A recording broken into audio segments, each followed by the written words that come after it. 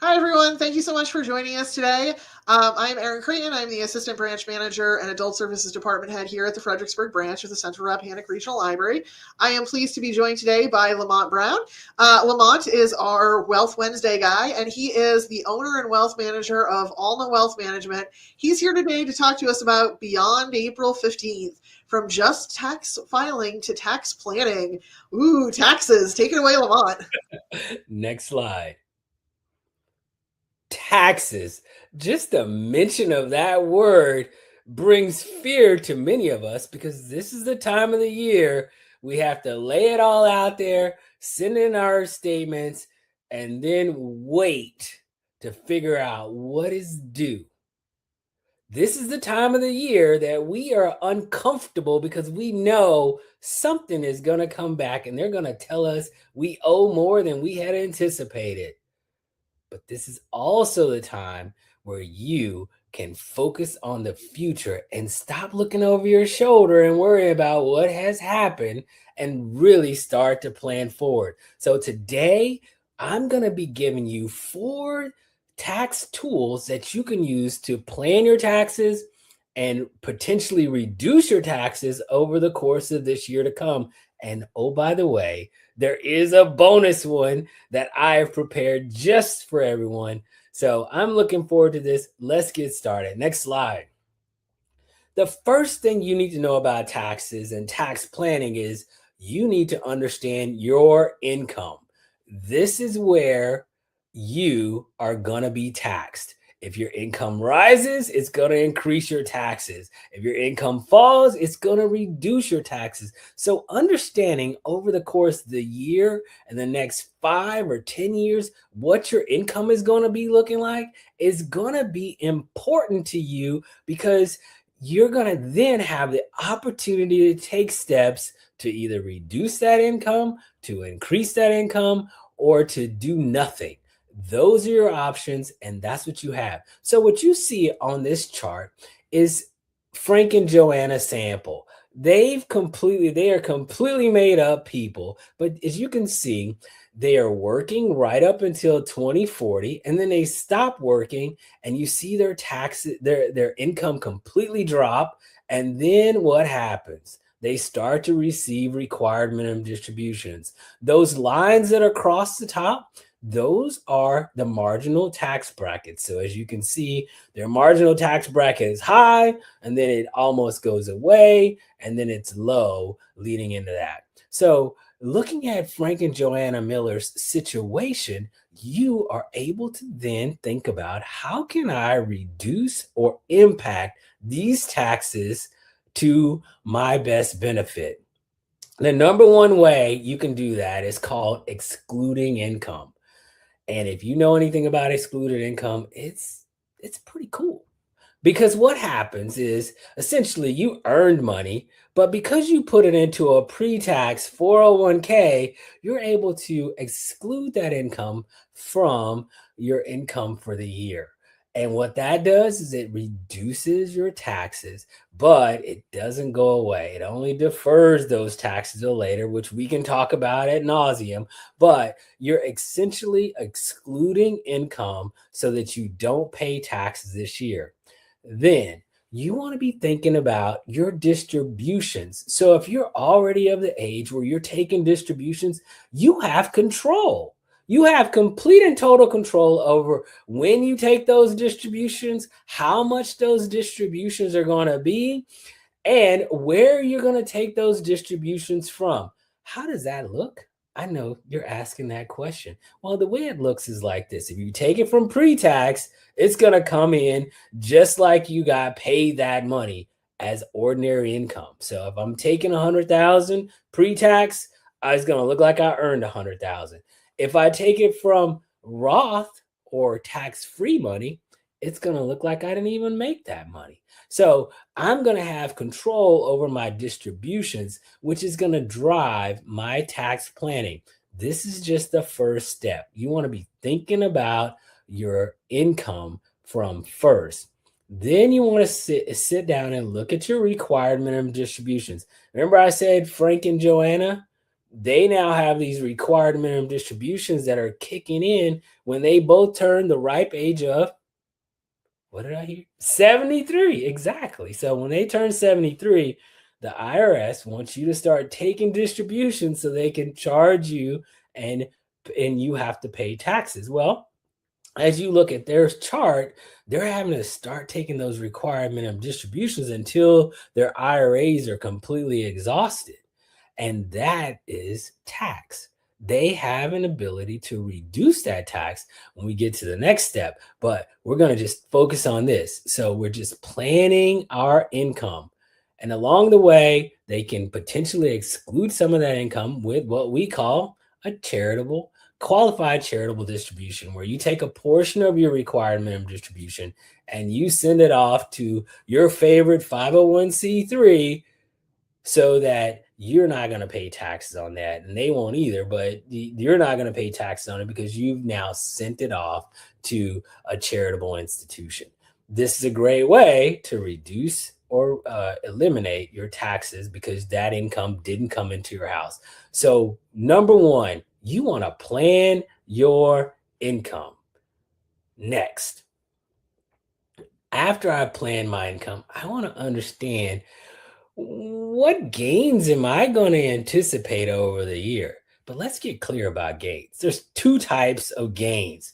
There's the unrealized and the realized. I know it sounds like a sci-fi movie. It's either unreal or real. Well, it's really not. Unrealized are those gains that are just sitting there that you haven't actually taken possession of.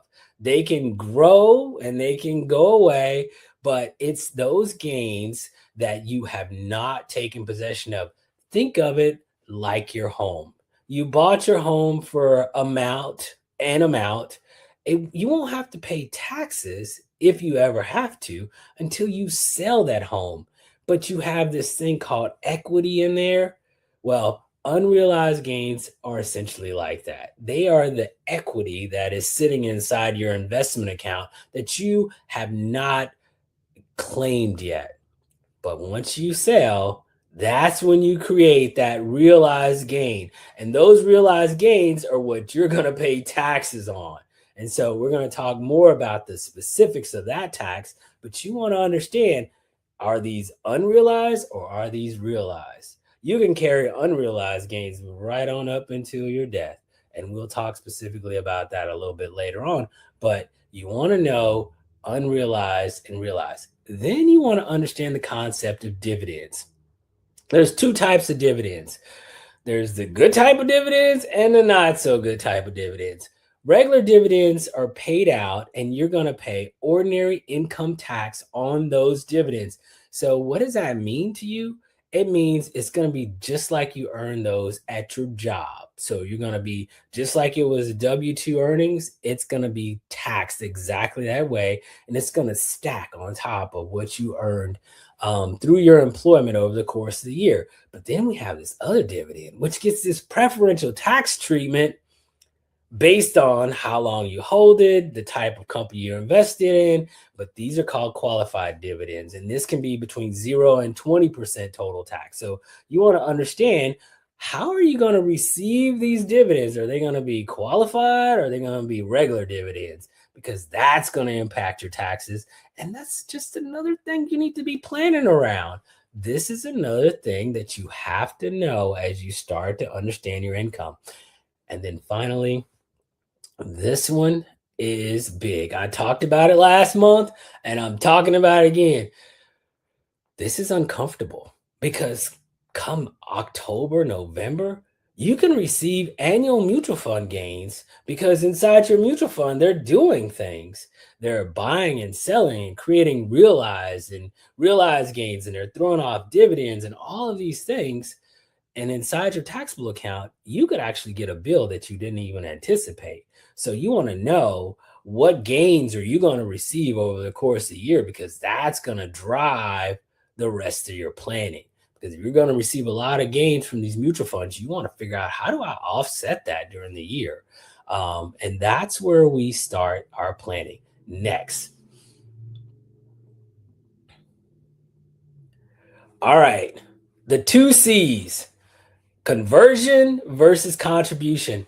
These two C's have eluded most of us in understanding, and a lot of us don't know the difference. And I'm going to hopefully clear this up for you. So, conversion is different than contribution, not in just being a different word, but conversion is where you're essentially taking something and converting its tax characterization. And in that conversion process, you're paying taxes for that conversion. So if I take $50,000 from my traditional IRA and convert it to a Roth, I'm going to pay taxes as if I earned $50,000 that year. So that's a conversion. Contributions into a Roth IRA are controlled by how much you earn and how much your AGI is. So contributions is you're directly contributing into an IRA or Roth IRA. So a conversion is different than a contribution. There's limits on who can contribute and no earnings limits on who can convert. But there's a tax with a conversion that doesn't come with a contribution. So you just want to understand the difference. Conversions come with taxes. Contributions are limited by your current income level. All right. So we've talked about all of that. And now we want to understand, why would I even consider this as an option? And it's the RMD. Remember earlier, Frank and Joanna, they had those required minimum distributions that were going to happen when they both reached the ripe age of 73. And they were going to be forced to start paying taxes on money they probably don't need. And so they thought about it and like, how can we plan for those RMDs so that we don't have to pay those when that time comes? Well, one way is through a conversion. And by converting money, they now reduce or potentially eliminate their required minimum distributions because they've taken all of their IRA money and converted it to Roth. And as we know, Roth IRAs don't require any distributions because, and when money comes out of a Roth, it comes out completely tax-free if you waited the 5 years and you're over the age of 59 and a half. So you want to be thinking about those things. So they planned around it. And as you look at the chart's changed a little bit. They've done conversions when their income was low, so that later on they didn't have to take it out and do those required minimum distributions. And so their taxes virtually went away. Timing is important. The keys you want to have when you're thinking about conversion is, what tax bracket am I going to potentially push myself into? If I'm in the middle of working and I'm going to add to my current income, I want to be mindful of that. If I'm no longer working and I'm only receiving Social Security or haven't started Social Security, then that may be a great opportunity to convert. So timing is going to be very, very important. And you always have to consider this. When you convert, you have to give yourself some time to be able to grow back from the taxes that you had to pay out. So how does that look? If I convert this year and I'm paying 22 or 24% on those dollars that I convert, I don't want to be taking that out in 5 years because I want to give myself some time to grow my funds so that I can overcome that tax I just paid for that. So you want to be thinking about that as you look forward. And then beware. There's an aggregation rule out there. You just need to know that if you're doing what they call a backdoor conversion or anything like that, you just need to know the IRS sees your IRAs as one big bucket. And if you have after-tax bucket and a pre-tax IRA together, they're going to look at that and say, okay, they're going to aggregate it all together and they're going to tax you based on what the after tax, the percentage of either one of those. So you just want to know that if you have an after tax and a pre-tax IRA, you need to consider that as you convert. So we're up to number 3. Let's go on to number 4. Now, this one eludes a lot of us, and this is long term versus short term gains. This is a very interesting one. So, if I have I just picked up on that. If I have an investment and I hold it for less than 12 months and I sell it, at month number 11, and I had a great investment. It grew 10%. What's going to be the tax treatment? Well, it's going to be treated as ordinary income. It's going to be just like I earned it.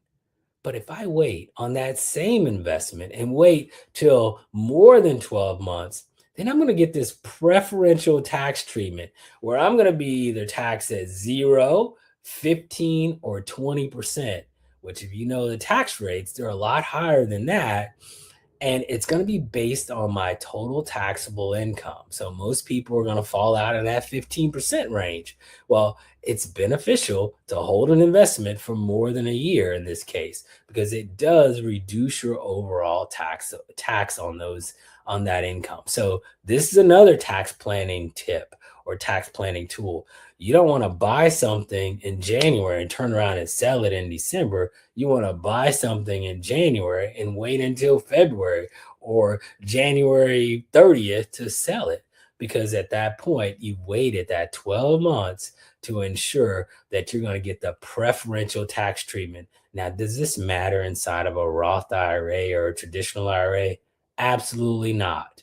It only matters when you're investing inside of a taxable account where you're paying taxes as you go and it's not in a deferred situation. But you need to know this, because these are tax planning tools that I use every day to help people make sure that they're reducing their overall long-term and lifetime taxes. So we've covered a lot of ground so far. Now, this one is the bonus one. I love this one. I don't know why, but I first came across this one years ago, but it's called the step up in basis. And how does this work? So Lamont bought stock. That stock I bought for $10 a share. So my basis is $10. I paid $10 for those particular shares of stock. Now, over time, that stock has done great. And now it's worth $50.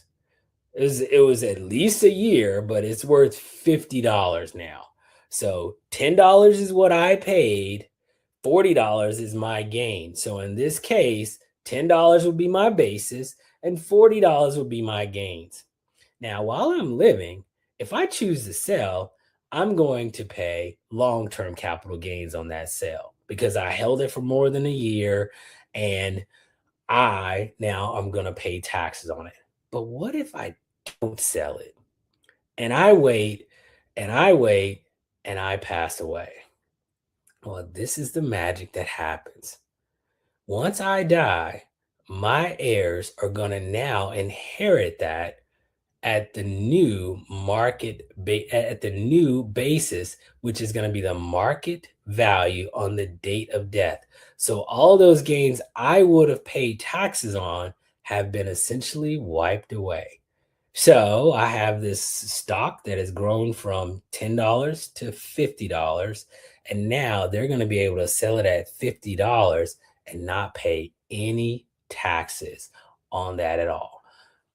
This is a very important planning tool as you start to plan out the rest of your life, because if you have something that has a low basis, it may be best to wait. If you have something that has low or no basis, it may be best to wait. So you want to be thinking about these things as you're putting together your tax plan, because you know what your income is going to look like. You know when you're going to be taking those requirement of distributions. You also know what types of gains you have, the unrealized versus the realized, and all those things.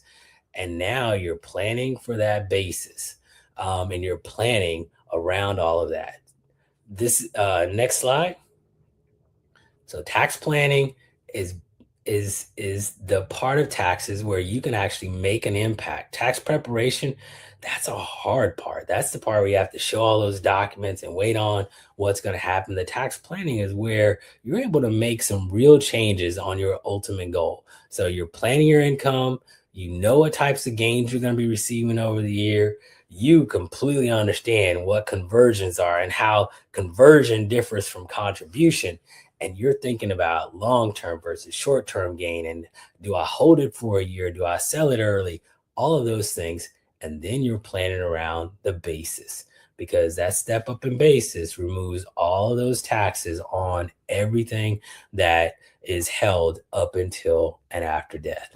So today we've covered a lot of ground, and I want you to take time now and think about your situation and think about your income and think, how can I reduce that? If you want more conversation about this, please do not hesitate to reach out. I'm always open, and I'm here to provide you with this knowledge and at no charge or anything like that. Just here to help you make sure you're making the right decisions for yourself as it comes to taxes, investments, or any of the planning topics we've talked about so far. Hope you have a great rest of your day, and I'll leave you with this quote.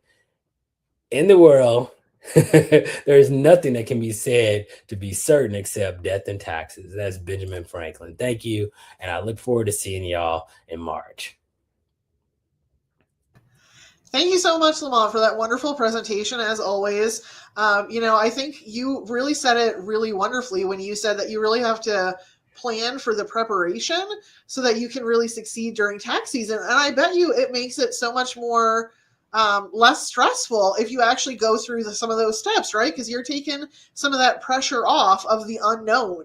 Yep, you are. And you're taking a proactive step in taxes. Preparation is all past. You can't do anything in April 15th to impact your taxes. You just got to file on time and make sure you do everything appropriately. But throughout the year, that's the time where you're doing the planning. It's just like investing, is you're taking time to really put yourself in a better situation. Yeah, you're investing in your own future by looking at some of this stuff early and trying to get on top of it. And Lamont is a wonderful resource. I hope you all reach out to him with any of your questions. Thank you so much today. This was awesome. It definitely takes some of the pressure off. Maybe not this year's tax season. It might be a little late for me to do some of this stuff, but definitely next year's. Yeah, this is the time to start. It's thinking about it. It's just February, so you got 10 good months to make this happen. Excellent. Thank you so much again. We'll all see you next time. Thank you. See y'all later.